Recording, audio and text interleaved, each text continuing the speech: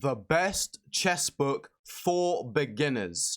Right, in this video, I'm going to reveal to you the best chess book you could possibly buy if you're looking to buy a chess book. Now, you can be of the rating of 0, and you can even be the rating about 1900, even 2000. If you're looking for a very solid book, I'm going to reveal to you it in this video.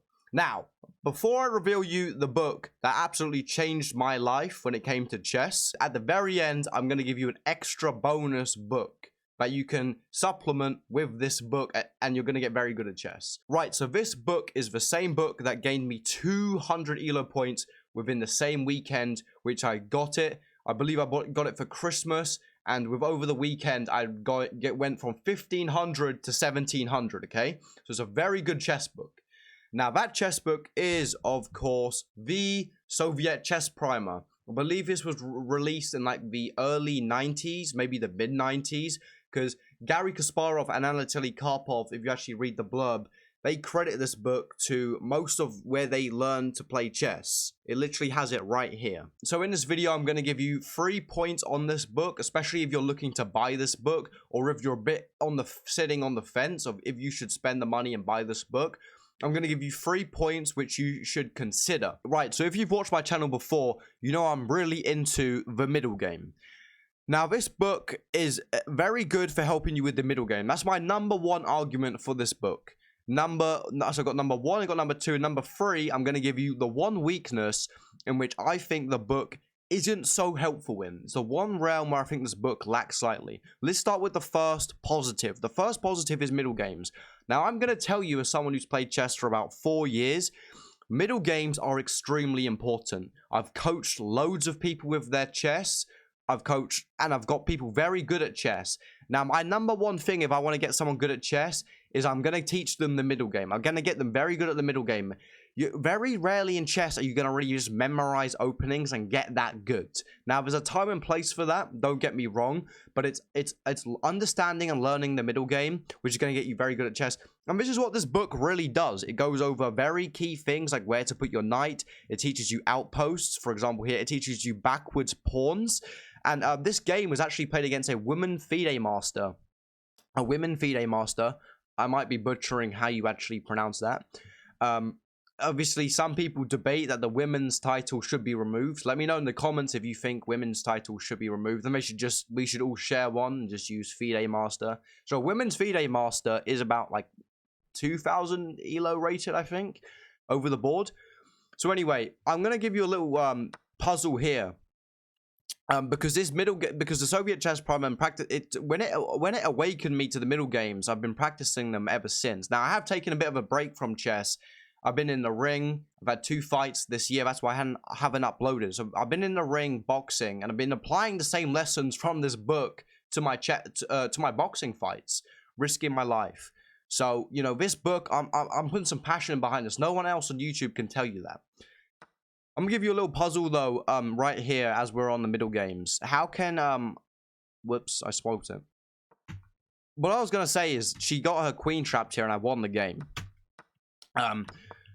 So number 2, I'm gonna give you the #2 point now. So #1 is middle games. How important this book is for the middle games. #2 is end games.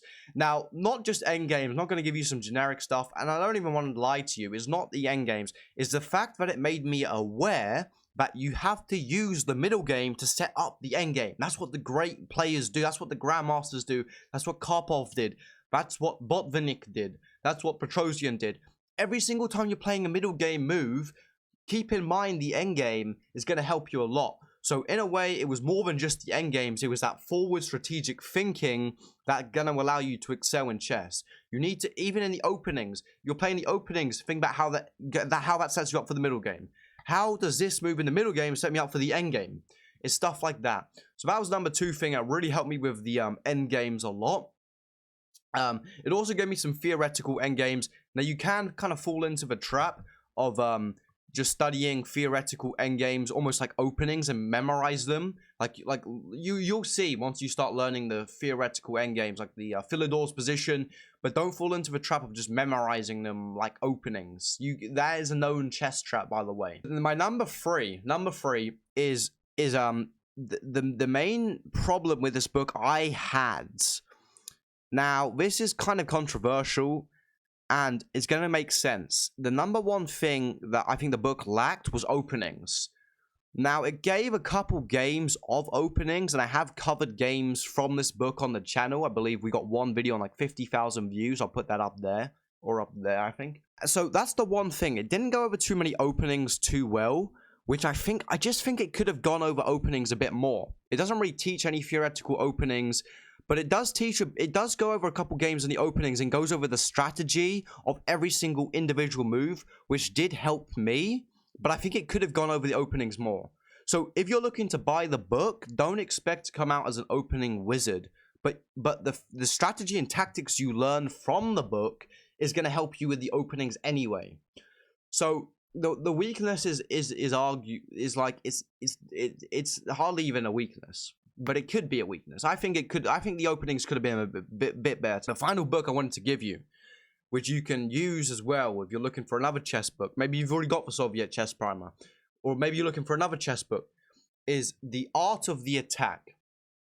Very strong book as well, which let me know in the comments if you want me to do a breakdown of this book. This was actually the book Emery Tate used to get to 2400. He never read another chess book in his life. So that's my kind of summary of the Soviet Chess Primer. Let me know in the comments if you got any questions. Anything you want me to cover. You can actually buy this book online. I'll try and put some links in the description. Also, if you're a kind of beginner looking to get really good at chess fast and save time, and you want to learn from the mistakes I made, which I remember recently, I've got a chess course you can get. Also, with the chess course, if you click the link, you should get a free lesson. Like and subscribe, and yeah, more videos coming soon. If you want to see my most recent video on the Soviet Chess Primer, I've got one right here. Thank you for watching. Have a good day.